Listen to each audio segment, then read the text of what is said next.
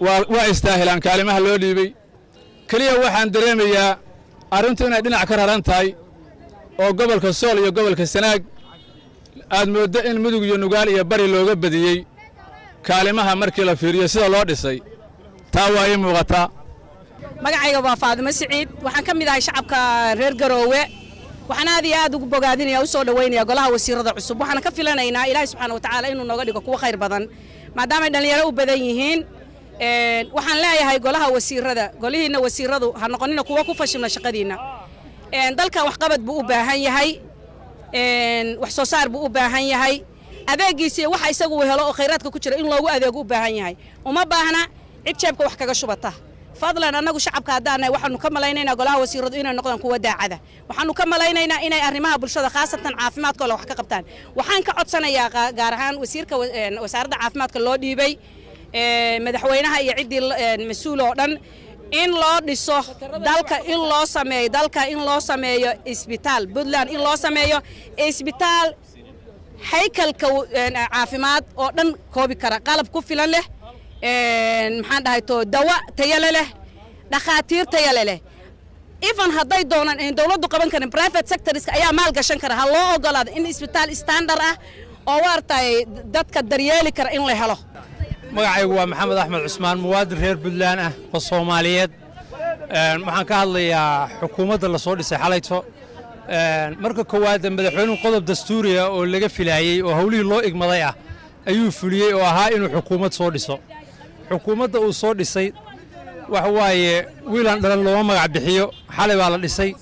waxa laga sugayaa adeeg wax macnaa noo sameyn mayso qofka la magacaabay ku yahay reer Puntland oo dhan qof kasta wasiir waa ka bixi karaa qofka uu yahay macna ma sameynayso waxa macna sameynaya adeega shacabku uu ka filaayo inay qabtaan waxna deeqa waa adeega inama deeqo qofku sidaa aawadeed shacabka waxaan kula talinayaa inay xukuumadaha u aqoonsadaan inay iyaga u adeegaan ee wasiiradu iyaga macnaha iyagu shaqaale shacabka yahay wasiiradu shaqaale yihiin ay adeeg ka doontaan adeega kay ka waayaana ay yiraahdaan kan adeegi waa ka weynay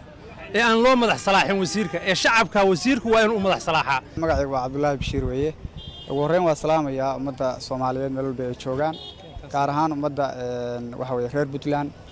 waxaan halkaan u taagnahay inaan fikirkeyga ka dhiibto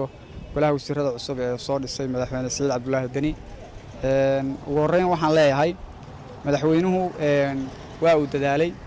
asaga iyo cidii la talinaysay iyo madaxweyne ku xigeenkiisa iyo cidii saameyn ku lahaydba laakiin dadaalkaasi ma ahayn dadaalkii ummadda reer Puntland dhammaanteed baan oran karaa ay filayaan micna ma sameynayso wasiir beeshayda ah marka loo dhiibay laakiin waxa sameynaya haykalka guud maxaa iska bedelay taas way reer Puntland kan ka hadlayna waxa muuqata 20 sano aynu soo dhaafnay waxyaabaha aynu arkaynay in aan waxba iska bedelno oo meesheedii aan taaganahay cadaalad darra jirtay sinaan la'aan baa jirtay waxa weeye waxyaabahaasi wax iska bedelay ma muuqdaan sababtu waxa weeye wasiiradii hadda waa la yareeyay